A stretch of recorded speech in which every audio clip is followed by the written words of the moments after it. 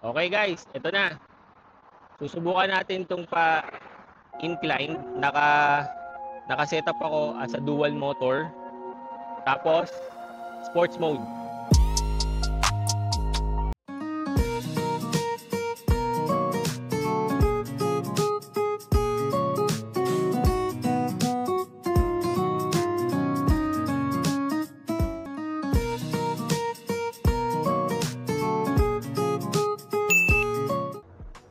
Bike vlog na naman tayo ngayon guys. Napakaganda ng panahon ngayon guys, and it's weekend, no? So this is the best time na lumabas at mag-ikot, no? Mag-bike around, tignan yung mga places dito sa Vancouver, right? Yan din yung isang kinaganda guys kapag nasa, maayos na weather ka na province at country, no? Kasi hindi ka mauubusan ng gagawin outdoor. No? And this is also a good thing guys dun sa may mga kids, no? Kasi ang plan ko pag talagang marunong na yung mga anak ko na magbike, no? Magiging to guys, isa to sa mga bonding moments namin. Oh, ang daming tao sa park, oh. Ang daming nagpi-picnic. Right? And ewan ko guys, hindi ko alam sa ibang province, no? Pero usually ang mga mahilig sa mga ganyan, mga Pilipino, no? And paano mo malalaman na ang isang nag-picnic is Pilipino, no? Simple lang, pag may nagkakaraoke dyan guys, alam mo na Pilipino yan guys, no? Sobrang ganda ng panahon. Kita nyo naman guys, no? Maaraw. Pero masarap yung hampas ng hangin, no? Kasi siya, medyo malamig. Dahil sa dami ng mga puno, guys, no? Sabi ko nga dun sa mga past ko ng mga vlogs, hindi po basta-basta puno ang mga nandito. At talagang malalaking puno, guys, no? So kahit na sabihin natin nasa ganda ng kotse, nice car. So kahit na sabihin natin guys na nasa city area ka or what, hindi mo ramdam yung usok, no? Hindi mo maamoy yung usok o yung pollution talaga. Siguro kasi, maraming ang puno na talagang nag-filter ng hangin, no?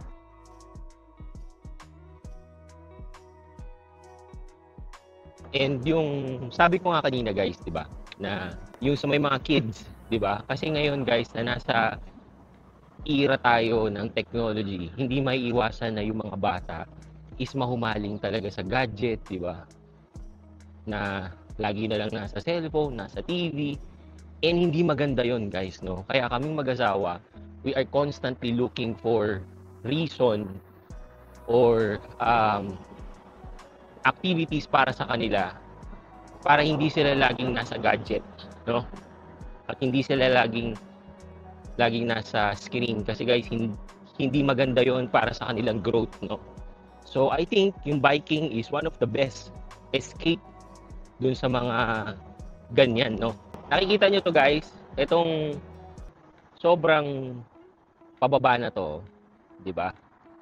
Kikita nyo yan. Mamaya pag uwi, dito rin tayo pupunta or ito rin yung way natin pauwi. At ipapakita ko sa inyo yung power nitong bike na to, no?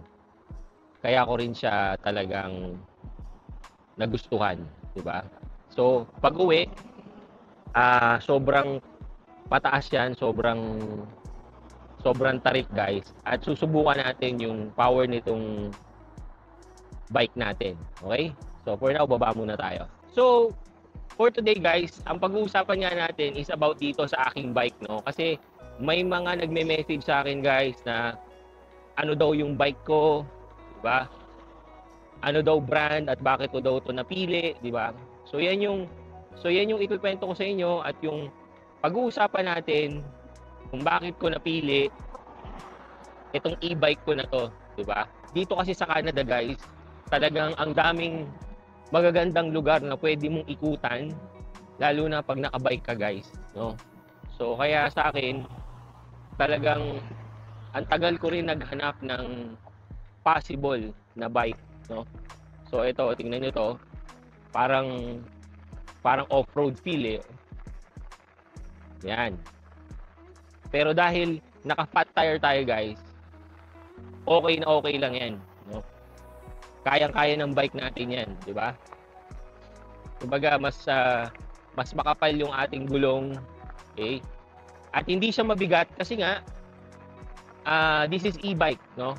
Okay, so ang first reason ko guys kung bakit ito yung pinili ko na bike or e-bike is because yung sa presyo, okay? Marami ditong brand guys ng e-bike, di ba? And based on my research, ito yung bike na para sa akin in terms of price, hindi dahil sa mura, no? It's more of like, for me, siya yung reasonable, no? Yung dun sa presyo niya and then yung dun sa specs niya, guys, parang sa akin, sulit yung presyo niya, no? And syempre guys, we are on a limited budget, di ba? So, ito lang yung kaya ng sweldo natin dito sa YouTube. Kaya ito lang yung aking binili, no? And so far I am so very happy about it, no? Grabe. Ang ganda lang ng paligid, guys, no? Kung saan ako nagbabike ngayon, no? Para siyang bukid. So yun, that's number one, no? Yung reasonable price. Hindi ko sasabihin cheap, no? Hindi ko sasabihin mura siya, right? It's just that dun sa mga brand na nakita ko dito, siya yung pinaka for me reasonable yung price niya, no? Ayan. So, ang number 2 guys is dahil nga dun sa presyo din niya, no? Ito pong aking e-bike is dual motor, no? So meron siyang motor sa harapan at meron din siyang motor sa likod. So kung ikukumpara natin siya sa sasakyan, guys, naka all-wheel drive to, guys, no? So meron kang option na yun nga, parehong motor at the same time, or pwedeng sa harap lang, pwedeng sa likod lang, no? I think 1 month na sa akin tong bike na to, no? Never ko pang na-use talaga yung dual motor, no? Mamaya susubukan natin siya doon sa incline, no? O yun doon sa pataas doon kanina. Susubukan natin siya, no? So, ngayon is naka-ano lang ako. Naka-single motor lang ako tapos likod lang, no? And so far, oh, napaka-torquey niya. Kayang-kaya niya ako, no? So, this bike is really powerful, no? Tsaka kasi guys, hindi po ako maliit na tao. I am 5'11", guys. And then, hindi rin ako magaan, no? Okay, pababa tayo, guys. And, kayang-kaya. Alright, pataas ulit.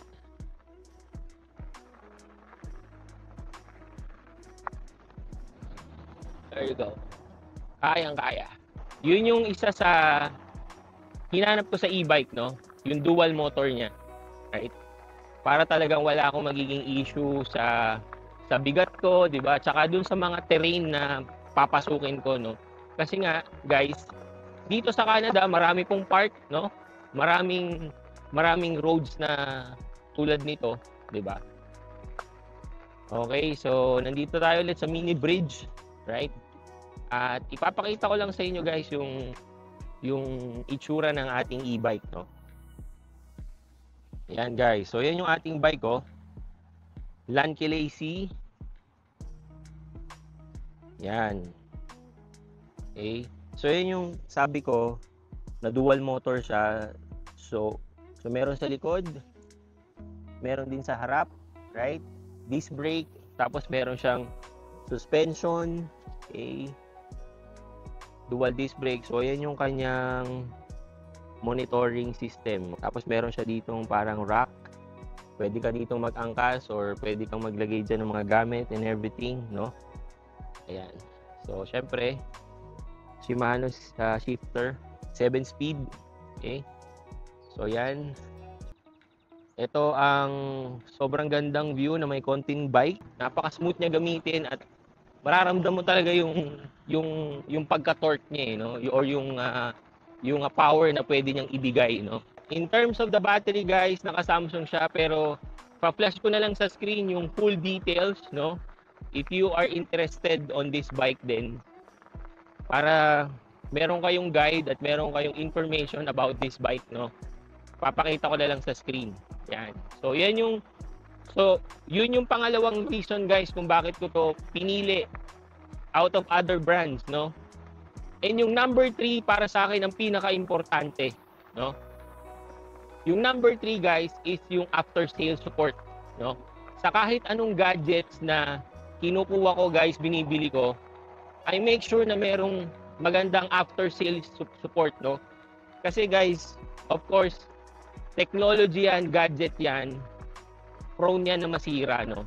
I make sure na kung sakali magkakaproblema ako, madali lang kontakin yung support, di ba?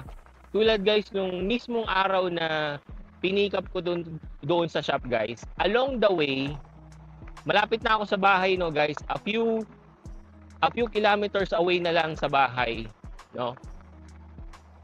May nangyaring hindi ko inaasahan, no? So meron akong napansin na parang tumutunog, guys, malapit sa gulong sa harapan, no? Nung una, ini-ignore ko lang siya, pero kasi dumating yung time na parang sabi ko hindi na siya normal, no? Napako na pala, guys. So tumawag agad ako doon sa support, no? Kasi ang fear ko kapag hinugot ko baka sumingaw, no? Eh, syempre wala naman akong tool sa bahay, 'di ba? Tumawag agad ako sa kanya and napaka-accommodating lang talaga, no? Sabi niya sa akin, dalhin mo agad dito yung bike, no? Tapos i-check natin, no? So, yun nga. Nakaabot naman ulit ako doon sa shop pero siguro konting-konti na lang, talagang na-flat na siya, guys, no?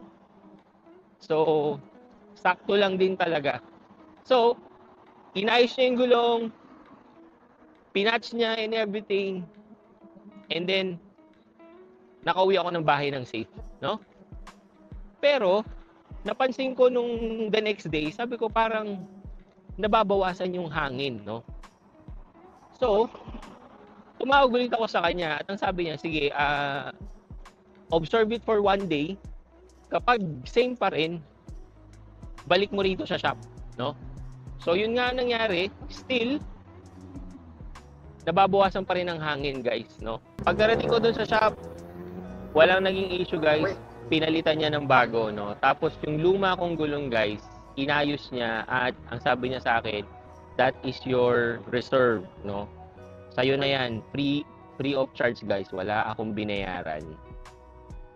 Yun yung ano, guys. Yun yung sinasabi ko na maganda yung after sales support, 'di ba? Yun yung hinahanap ko na customer service, guys. Ang tagal ko tong ni-research, ang tagal kong pinag-isipan, ang daming test drive nito, guys. So, may mga times na magpupunta ako dun sa shop, test drive ko lang siya, no? And walang issue yun dun sa may-ari. Yan, guys, so tignan nyo yan. Ano yan? Soccer club. Diba? Kaya kapag ganito talaga ang panahon, guys, busy ang mga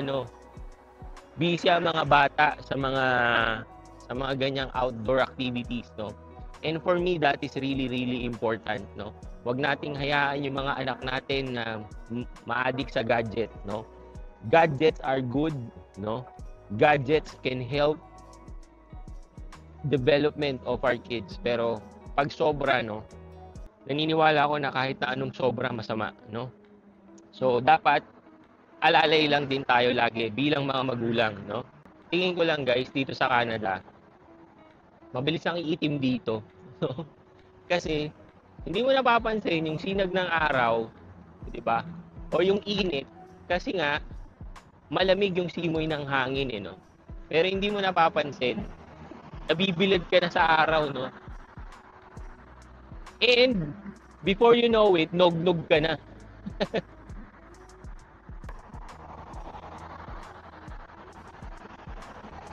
Tignan nyo naman yung mga bundok doon, guys, oh.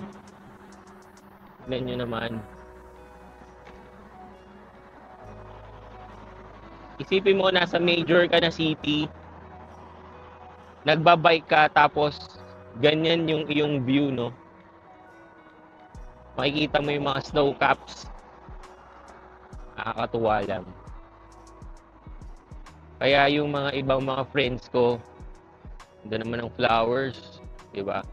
Yung mga friends ko nung una na nagsasabi nga sa akin, ang sarap daw magbike dito. Yes, it is true, guys. Napakasarap magbike dito. Side by side. Alam mo. Nice one. Pwede ka mag-business. Yup. Ito may hirapan. Oh, dito. Ayan. Dito ka sa tabi ko. Horseback riding. Namimiss kita eh. Diyan ka lang. Oh.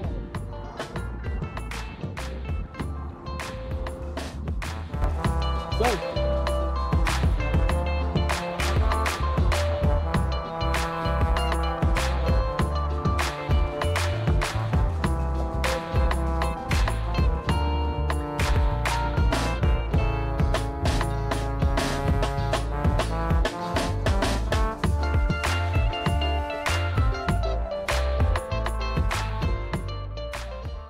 Okay guys, ito na. Susubukan natin itong pa-incline. Naka-setup ako as a dual motor. Tapos, sports mode. Ayan o. Hindi ko kailangan pumidal guys. Okay? Dual motor.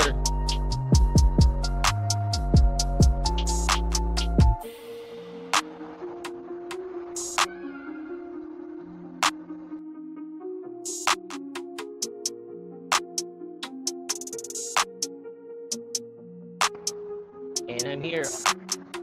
Dito na ako sa top. Yeah! Woo!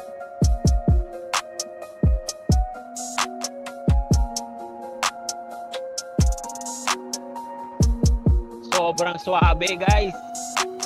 Woo! Nice. See? Walang pedalan, guys. Ayun yung ano. Tayo galing kanina. It's just amazing.